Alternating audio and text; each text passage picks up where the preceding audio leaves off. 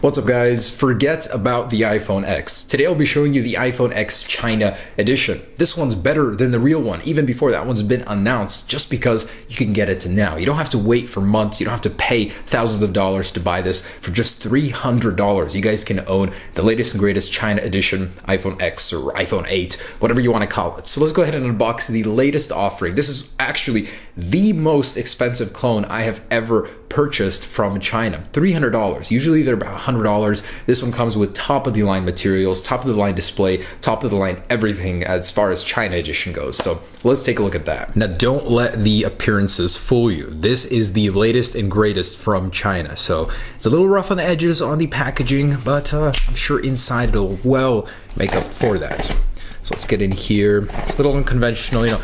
They save on the packaging quality to bring you a better product. At least that's why I think they're doing this. So, popping this in, let's see. Now, if you guys remember a little while ago, I did share with you the first edition iPhone 8 clone, and this one is miles better. This one actually represents the original design, so it'll be more of a one-to-one, not this weird ratio, tiny version. This one compared to the official, as you can see, is very tiny. Camera lens is elongated, kind of weird looking. You know, they didn't really know what they were working with first, so the display definitely, oh boy, that is hideous. So let's see how this one did. Hopefully a little bit better. Packaging is different already. Ooh. And here it is. Very nice. So definitely more representative of the final product here. Camera sensors are looking a little funky, both of them the same size. They will not be the same size on the original. One of them is going to be slightly bigger than the other, just a little bit. But here it is. iPhone, pretty okay. Let's see what it says. iPhone 8 Plus. So they didn't get the naming right on this one, but no matter. You know, as long as the actual product inside is correct. So let's go ahead and unbox this guy. iPhone 8 Plus. That will be a real product, but it won't be the one with the vertical cameras. That's going to be the iPhone X model. Okay, and here it is. Oh, definitely a little bit more accurate inside. We've got this. Still no Apple stickers. The day a clone comes with Apple stickers is the day I will cry on camera for the first time. And this guy feels solid. It feels very hefty. That's nice. The feeling of premium quality just because it's heavy. We've got our accessories here. Unfortunately, no bundled AirPods this year, but we do have these. I wonder, do these come with a lightning? Oh, they do. So I'm assuming this doesn't have a headphone jack either. All right, so that is the iPhone 8 packaging. Let's check out the actual product. So how do I get this out of here? They actually sealed it in, so I literally have to cut it out of here. Okay. All right, and please be good. Did they really seal it into both of these? Wow, airtight. Okay. Ooh, iPhone. And here it is. Guys, look at that. They actually put an effort into getting those curved corners up on top, the sensor bar. Unfortunately, I'm seeing a little difference there from the original. There's a chin on the bottom and on the top where the screen doesn't go all the way through. So if I peel off the screen protector, look at that. There actually is a border here. So unfortunately, the display on this one does not go all the way up, but it is an 18:9 display. So that makes it the most sophisticated display on an iPhone clone ever. And on the back, check that out. Very clean. No FCC labels. Looks definitely in tune with more of the original here. So this is an early look, but still pretty dang good for the real deal, or the real clone deal.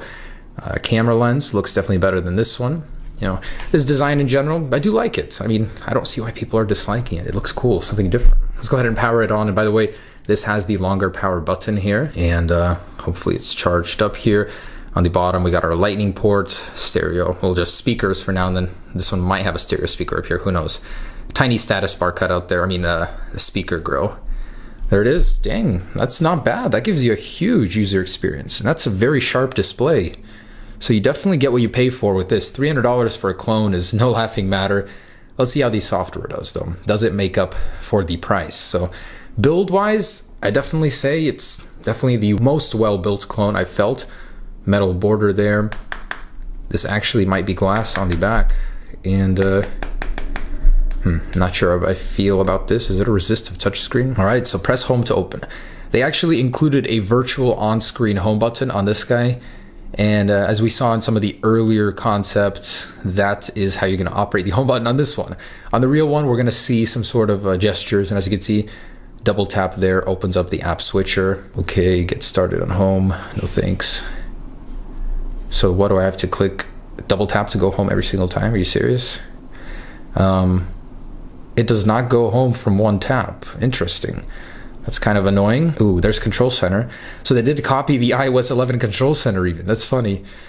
Ooh, that works very well, surprisingly. It's a very bright display for a clone. Very good. And I wonder if it can be adjusted and controlled. This is actually the first time I've actually seen an iOS 11 running clone. So that's kind of cool. You actually hold on these and they open up the platters. I wonder if it has 3D touch. Seems like it doesn't, definitely. Let me see. How do I activate Siri? Do I hold this? And nothing.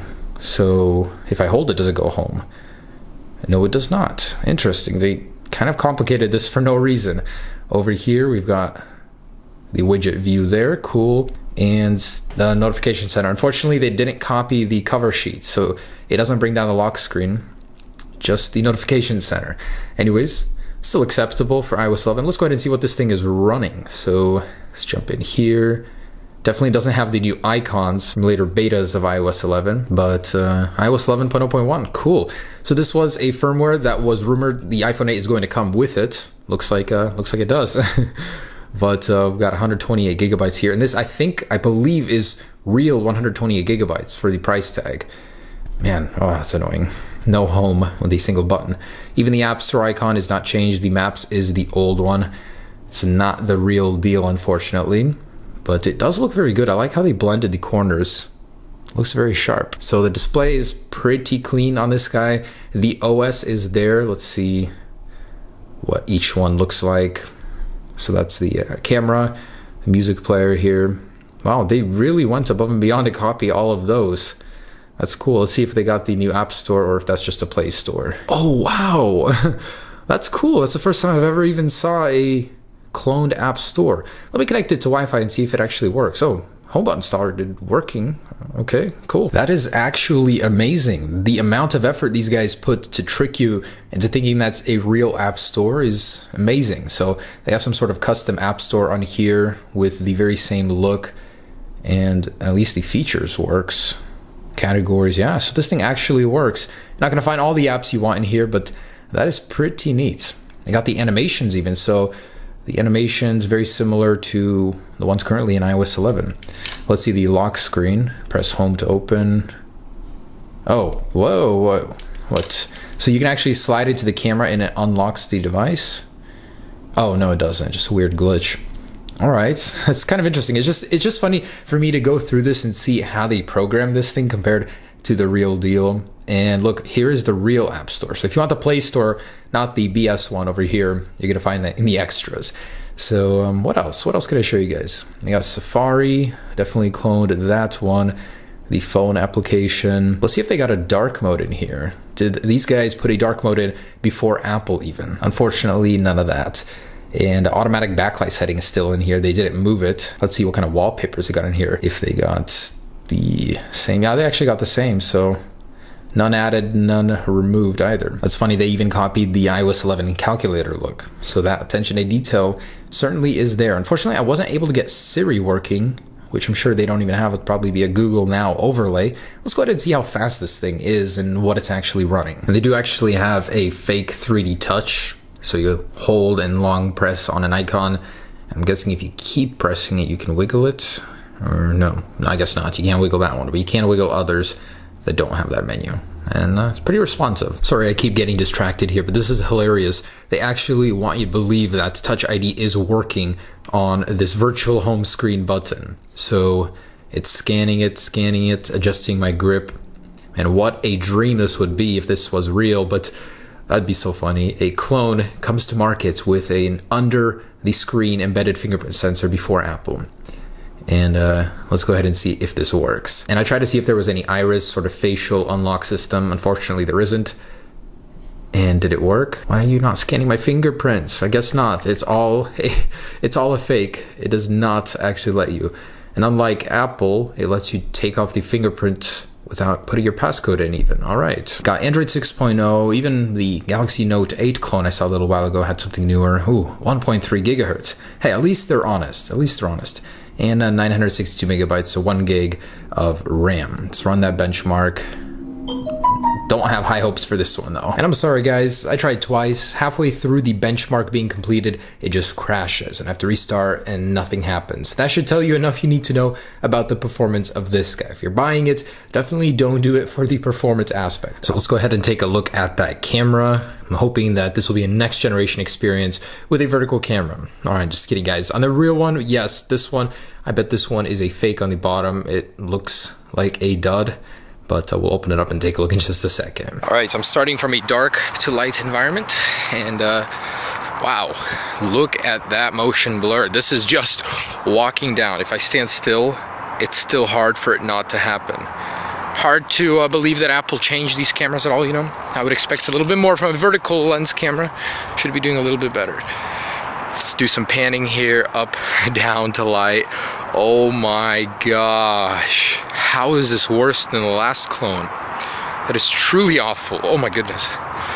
So if you're buying this for the camera, just know this literally should not even be defined as a camera. It is so bad. And the front-facing camera, hard to say it's any better. I don't even know what all of those little things are. I bet they're duds, but there it is. Also some pretty awful motion tracking blur there. Moving this thing, quality, oh boy, it's like VGA 480p max. Hoping the real one will be better than this. That is certainly one of the worst cameras I have ever used on a smartphone. The vertical orientation didn't help out much. Alright guys, next up, let's see if we can get an Antutu out of this guy. And once again, another failure. I have never had this where a device just simply refuses to do a test, both on Antutu and on Geekbench. It keeps restarting from the beginning here. So I cannot give you an accurate representation of how this phone performs via GPU or CPU, unfortunately. So that's not gonna happen. It just keeps restarting, as you can see right here, and go back over and over. All right, so let's try and get in here. I don't know how difficult this could be, if this is real glass or not. I'll find out if I break it or not, but oh, there we go. Not too difficult. And here it is. So disassembling. Oh, so that is plastic. It's not glass. It's very different inside from other clones that I've seen actually. They're using a different color. Usually they use a green silicon. Camera is really tiny up there in the corner. Very neat battery, not those usual silver plated. It looks very clean inside. I like that. For a clone, that's very impressive. So this one is more reminiscent of an iPhone inside. Usually they're split up with a whole logic board down here and then the battery up here or vice versa. And this one is all over the place. It's kind of cool. Can't tell if this is a dud though. Most likely it is, as the camera is straight awful. We have little slots here for an SD card if you want to expand your storage. Made it easy for you. So overall, pretty cool. All right, guys, so there it is, the iPhone 8 Plus or iPhone X clone before the official release. Hope you enjoyed that. Would I recommend this at $300? Oh dear, no, no way.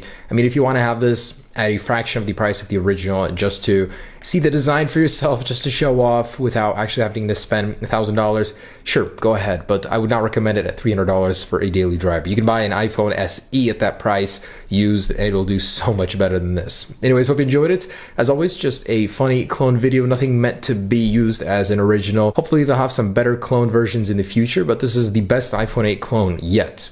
Peace.